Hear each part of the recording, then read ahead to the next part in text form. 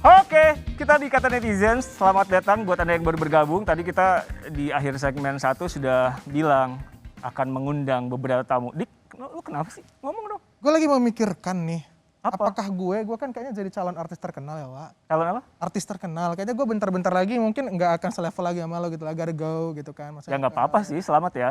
Penting gak sih menurut lo gue hire influencer buat... Nggak penting buat pemirsa, udah humornya yang to the point aja. Gue bridging ke tamu. Nggak, udah kelamaan. Sudah hadir bersama kita influencer Kania Cita dan juga digital marketer Daddy Huang. Hai. Halo. Halo. Dan Daddy Huang ini Kompasianer, jangan lupa. Dia nulis. Temen gue di Kompasianer nih. Kok Daddy temenan sama Dika? Iya kenal, halo Mas Dedi, udah lama gak ketemu, masih ingat gak? Gue lupa nih siapa sih. Tadi kita nyebut Mr. G, siapa Dik? Iya, jadi Mr. Guest yang hadir pada malam hari ini adalah Kang Bima Arya, Wali Kota Bogor. Halo. Hai Kang Bima, selamat malam. Selamat malam, apa kabar semuanya? Baik, sebenarnya dibilang Mr. Guest karena tadi Kang Bima lagi ada acara, kita deg-degan, dia bisa apa kagak ya? Dia bisa kagak ya? Udah buka terus terbuka aja rahasia sama dapur. penonton, gak usah rahasia-rahasiaan. Oke, tadi Kang Bima diomongin, karena Dik mau nanya, tadi ngomongin Kang Bima banyak banget, coba Iya ada nih. orangnya langsung. Kang Bima mau nanya, itu kenapa sih harus bikin video itu, harus kameramennya itu harus naik ke kap mobil gitu loh? Lu nanya gak pakai basa-basi ya? Langsung aja lah. Langsung aja ya, Oh, apa kabar dulu? Ini udah mulai langsung nanya ke saya ya? Udah, iya Kang udah. Bima, Iya Kang udah. Bima. Ini bukan latihan, tidak ada gladi bersih. Oke. Jadi waktu itu kan kebijakan itu disampaikan di akhir minggu, kita inginnya cepat nyampe, sosialisasinya harus masif. Nah, habis mengumumkan itu, kemudian tim Humas bilang, Pak harus diumumin cepat-cepat nih Pak, gitu. Nah kebetulan saya dan Pak Kapolres lagi di atas mobil bak untuk patroli keliling kota. Saya bilang, ya udah cepat-cepat buat di sini. Naiklah tim Humas ya dengan segala kenekatan dan kreativitasnya. Dibuat kira-kira 5 menit, setelah itu mereka turun, kita lanjut lagi. Jadi ya spontan seperti itu. Kang, mau nanya, kan Kang Bima kemarin bahas soal ganjil genap di atas mobil yang lagi jalan. Sebelumnya bahas tolbor tuh, sambil lari. Sebelumnya juga sambil lari.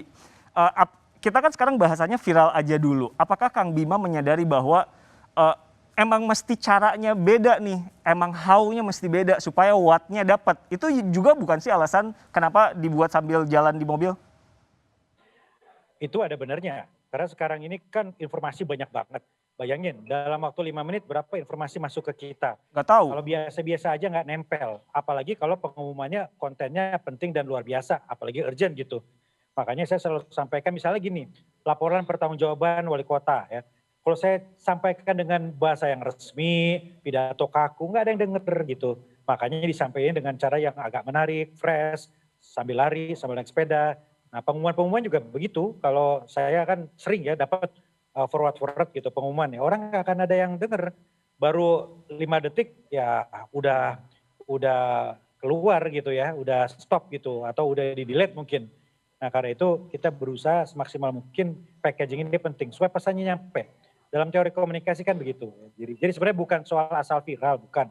Tapi supaya cepat nyampe dan nyantol substansinya. Iya, karena kan kalau pesan bagus tapi nggak ada yang dengerin kan percuma juga kan.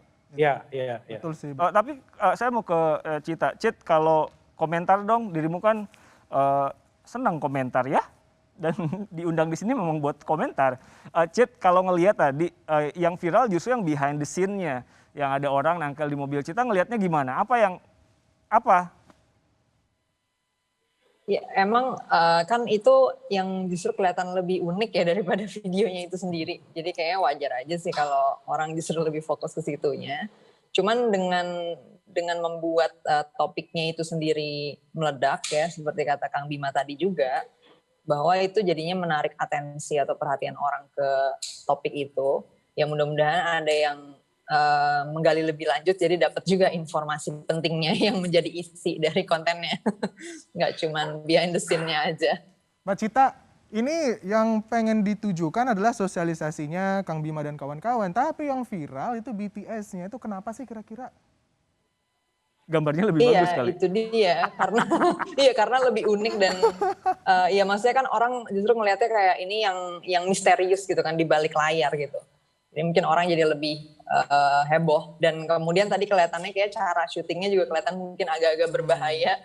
Terus jadinya orang ngelihat itu some sort of cool aja kali ya. Saya mau ke Mas Dedi. Mas Ded, Anda kan digital marketer. Nah, Kang Bima ini kan followersnya juga banyak. Dia selebgram juga, dia terkenal juga. Influencer juga berarti kan. Menurut dirimu dia perlu nggak, Kang Bima ini perlu nggak melakukan seperti yang tadi Kang Bima bilang, bukan cuma what-nya tapi how-nya. Seperlu apa? Nah, tadi dari kontennya Kang Bima sendiri sebenarnya kita ada masuk dalam digital marketing kan, dalam membuat konten ada namanya AIDA. Jadi di mana dia attraction-nya, interest-nya kayak gitu. Aku sepakat sama Mbak Tania bahwa ya membuat sebuah viral itu adalah kita harus tahu dulu sisi yang uniknya di mana. Apalagi message-nya adalah Kang Bima ini adalah urgent banget. Orang harus tahu instruksi untuk ganjil genap di Kota Bogor itu. Nah, hanya memang how-nya ini kita juga harus memikirkan. Apalagi kita sebagai public figure, kita nggak tahu nih nanti impact-nya seperti apa kayak gitu. Orang akan melihatnya benar fokusnya jadi keselamatan kayak gitu.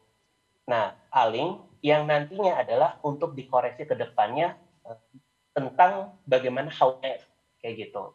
Oh, Kang, Bogor nyewa influencer nggak sih Kang buat mengampanyekan kayak gitu-gitu? Nggak ada kok, nggak ada. Enggak lah, aku Makanya- sudah menjadi influencer. Iya bener. Enggak, karena dia mulu yang ini yang posting. Followersnya udah banyak soalnya, Memang. jadi nggak perlu mungkin Tapi- influencer. Tapi saya boleh klarifikasi sedikit ya. Boleh dong. Jadi BTS itu bukan kita yang buat, bukan tim kita yang buat gitu. Jadi bukan by design kemudian buat BTS. Kita juga kaget begitu BTS-nya itu keluar gitu. Tahu nggak siapa yang keluarin Kang? Siapa? Akhirnya tahu. Dimarahin Akhirnya nggak? tahu. Dikonfrontasi nggak? Dimarahin nggak? Apa kamu mengeluarkan itu semua? Ya sejujurnya agak kesel juga. Saya bilang, aduh kamu ngapain sih yang begitu-begitu, kan nggak penting, minta maaf. Tapi ya udah, ya sudah. Oke, tapi kan gini Kang, Nah, ganjil genap itu di pemberitaan ada. Itu berkali-kali saya di program saya jelasin banget pemberitaan soal ganjil genap saat weekend. Nah, Kang Bima juga kampanye, tapi sekelas Ayu Ting Ting aja ketika masuk ke Bogor dia sampai no clue dan nggak tahu. Menurut Kang Bima apa yang terjadi? wajar, karena kan prosesnya cepat ya, diumumkan Kamis, sosialisasi Kamis Jumat, diberlakukan Sabtu. Tapi kan kita di lapangan juga humanis, jadi kita nggak maksa. Ya begitu nggak tahu langsung ditilang kan nggak juga. Gitu. Jadi sebetulnya santai di lapangan. Dan kalau ada yang masih belum dengar ya wajar. Ya mungkin dia agak kudet, nggak baca. Kudet. Misalnya udah berapa Wah, hari parah nih. sosmed, wajar. Tapi menurut saya karena ganjil genap kemarin itu efektif, mungkin ada Ayu Ting Ting efek juga. Mungkin karena kemudian Ayu Ting Ting itu masuk pemberitaan balik kanan masuk Bogor, ya orang-orang jadi lebih aware. Iya. Dari sini timbul pertanyaan, apakah butuh influencer? Guys ya. Ya. Tapi Kang Bima kan biasanya marah-marah di pasar segala macam. Enggak lah, COVID ini Enggak orang lah. udah pada stres semua, kasihan kalau marah-marah. Bogor ini, koreksi saya kalau salah, satu-satunya zona merah ya. Nah, sementara ada isu dengan perilaku. Menteri BUMN Pak Erick Thohir bilang ada isu dengan perilaku masyarakat. Apa yang baru? Apa yang sekarang lagi diupayakan supaya tingkat penularannya nggak naik? Selain ganjil genap. Oke, ya itu satu ganjil genap ya, itu kan mengurangi mobilisasi. Betul. Tapi yang sekarang kita fokusin juga adalah di skala mikro, pengawasan di skala mikro kan. Di wilayah itu yang paling penting karena warga ini banyak yang cuek, banyak yang nakal, yang harusnya isolasi dia malah jalan-jalan. Kemudian juga banyak di wilayah yang masih aja kegiatan-kegiatan sosial, budaya, bahkan ibadah. Nah makanya ada polisi RW, ada posko-posko di kelurahan. Nah sekarang TNI Polri sama aparatur ini turun. Ini yang saya kira sesuatu yang baru ya, yang betul-betul digenjot. Ya, TNI Polri turun ngapain Kang? Pertama memastikan orang yang harusnya isolasi nggak keluar. Karena banyak yang nakal, belanja ke warung. Nah tetangganya kan pada takut, pada serem. Nah kalau sama RW RT nggak nurut ya. Tapi kalau ada TNI Polri mereka pastinya lebih nurut lah. Iya. Make sense sih, make sense. Karena Ya. ya kita di Kompas TV aja diminta pakai seragam, nggak pakai seragam. Tidak jadi pakai seragam ya, Nah, tapi karena kan pertanyaannya gini adalah, perlu nggak influencer? Tapi masalahnya kan bukan hanya influencer yang akan kita bahas supaya lebih Betul. luas. Ada buzzer, ada endorser, ada cyber troops. ada cyber troops, ada A, ada B, ada C. Pemerintah bilang nggak pakai buzzer. Terus ada juga berita pemerintah mengeluarkan uang berapa M untuk influencer. Kita bahas dan kita akan kuliah malam-malam dengan Lagi-lagi. cara yang menyenangkan. Tetap bersama Kata Netizen.